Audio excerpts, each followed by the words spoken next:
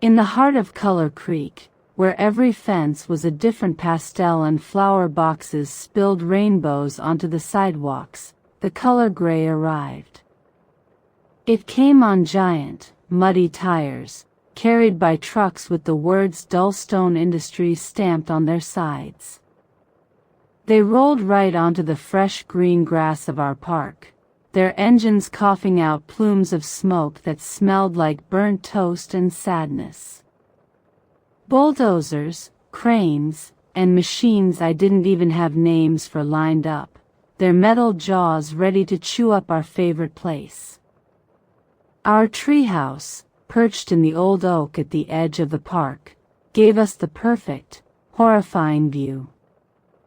From up there, me, Noor, Maya, Sophie, and Zara watched as the first machine scraped a long, ugly brown scar across the lawn where we held our annual three-legged race. A wave of gray-clad workers began unrolling hoses, spraying a thick, drab primer over the colorful playground equipment. The cheerful yellow of the slide, the bright red of the swings, all vanished under a coat of boring, soul-crushing gray. It felt like they weren't just painting over a playground, they were trying to erase our memories. We felt helpless. What could 4 kids do against a fleet of giant metal monsters? But then, Noor remembered the sketchbook. She whispered, her eyes wide. We scrambled back inside our little wooden fort. Tucked away in a dusty corner was a book we'd found last summer. It wasn't just any sketchbook. It was old, with a leather cover, and blank, creamy pages that seemed to hum with a secret energy. We discovered its magic by accident, a doodle of a bird that suddenly chirped and flew a loop around the treehouse before fading into sparkles. The rule was simple and strange. Whatever we drew together came to life for exactly 60 minutes. This was our only shot. We huddled around the book, the smell of fresh wood shavings and old paper filling our little space.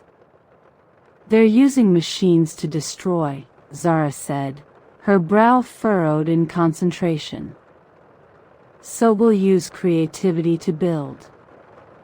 The first Dullstone bulldozer revved its engine, lumbering toward the ancient weeping willow. Sophie, our resident nature artist, grabbed a neon green crayon. Her hand flew across the page, sketching thick, twisting vines full of loops and curls. "It needs more oomph," Maya shouted, grabbing a yellow pencil. She added little starbursts and zigzags along the vines, what she called spring power. The moment her pencil lifted, the sketchbook began to glow, a warm, golden light that pulsed like a heartbeat. On the ground below, the earth trembled. Giant, neon green ivy vines, sparkling with Maya's spring power, erupted from the soil. They grew with impossible speed, twisting and weaving themselves into a massive living maze around the bulldozers. The drivers slammed on the brakes, staring in disbelief as the green walls closed in, trapping their machines in a beautiful, harmless puzzle. They weren't crushed or broken, just stuck. One driver even tried to navigate out, only to find the path had already shifted behind him. We cheered from the treehouse, a small victory, but the 60-minute timer had started. Tick-tock. Next came the painters. They were advancing with their spray guns, turning our vibrant world into a monochrome nightmare. "We need to fight color with color," Noor declared. She started sketching balloons, dozens of them, round and perfect. I grabbed the brightest pigments I could find, magenta, cyan, electric orange, and filled them in. Zara, ever the strategist, drew a simple launching mechanism on the page, like a giant slingshot made of rubber bands and hope.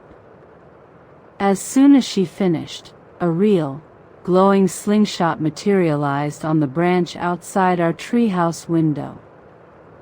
The sketchbook pages ruffled, and one by one, shimmering paint-filled balloons popped into existence, floating gently into the sling.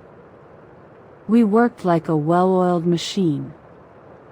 Maya aimed, Zara calculated the trajectory, and I pulled the band back. Whoosh!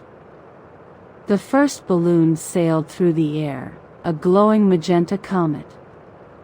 It burst over a group of sprayers, not with a pop, but with a gentle splash.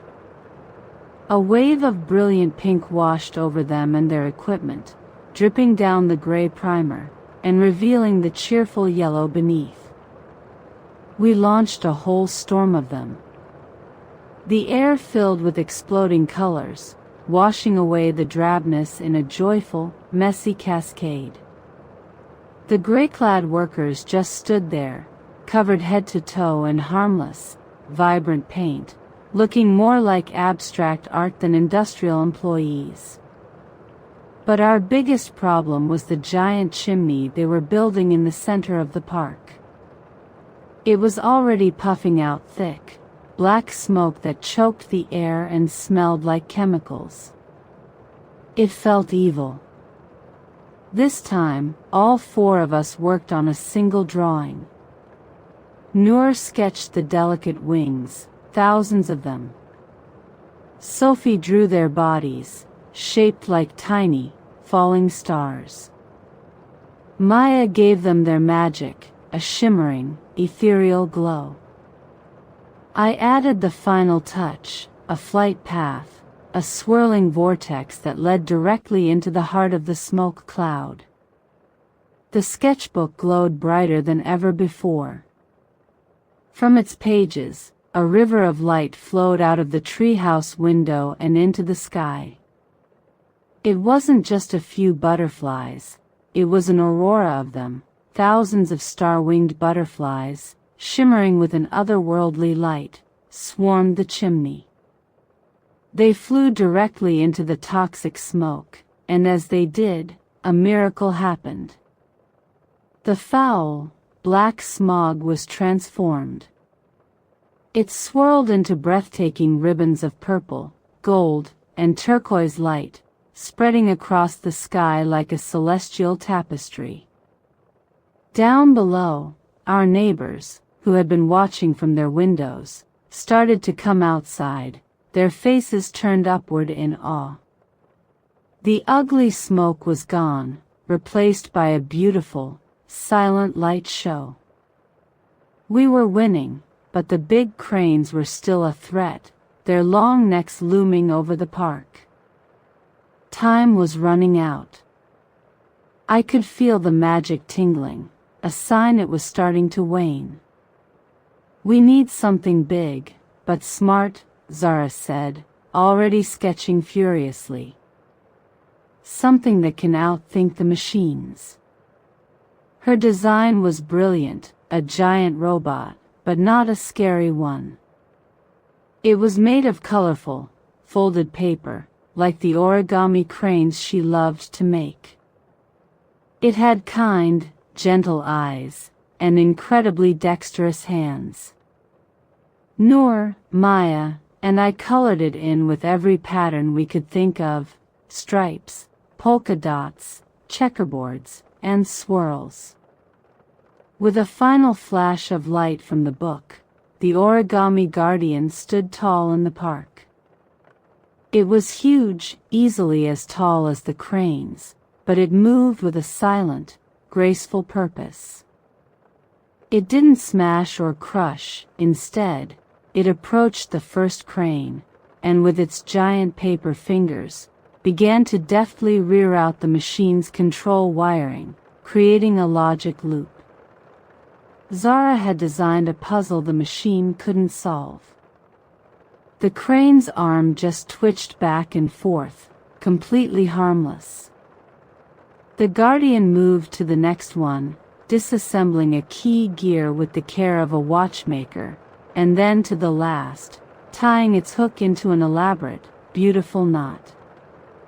The mechanical giants were disabled, not through force, but with clever, gentle intelligence. Suddenly, the glow from our sketchbook flickered. The pages stopped humming. The origami guardian wobbled its crisp paper edges, beginning to soften. The 60 minutes were almost up. The butterfly aurora started to fade, and the ivy maze began to look transparent. Panic set in. We had stopped the machines, but what would happen when the magic disappeared?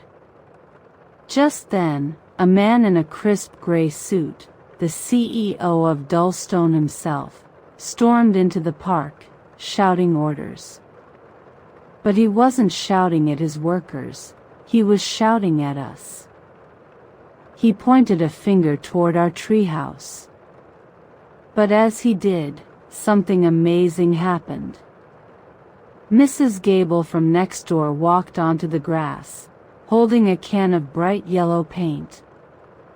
Then, Mr. Chin came out with a blue roller. Soon, the entire neighborhood was streaming into the park. Inspired by the magic, they were here to finish the job. They started painting the gray equipment, planting new flowers in the scarred earth, and hanging colorful streamers from the trees. They formed a human chain around the park, a wall of smiling, determined faces. The CEO stopped, dumbfounded. He looked at his paint-splattered workers, his disabled machines, and the crowd of joyful people reclaiming their home. He looked at the sky, where the last vestiges of the butterfly aurora faded, leaving behind clean, fresh air. Defeated, he simply turned around, got in his black car, and drove away. His trucks and cranes followed, leaving Color Creek for good. As the last of our magic faded, the origami guardian slumped into a giant, colorful pile of paper, and the ivy maze dissolved into a shower of green sparkles. But it didn't matter. The park was saved. It was more than saved, it was transformed. Our neighbors, our friends, everyone had come together. That day, the park was officially renamed the Sanctuary of Imagination. And up in our treehouse, the four of us hugged, surrounded by crayons and colored pencils, knowing that the greatest magic of all wasn't in the sketchbook. It was in our friendship, and the power of a little bit of color and a whole lot of creativity.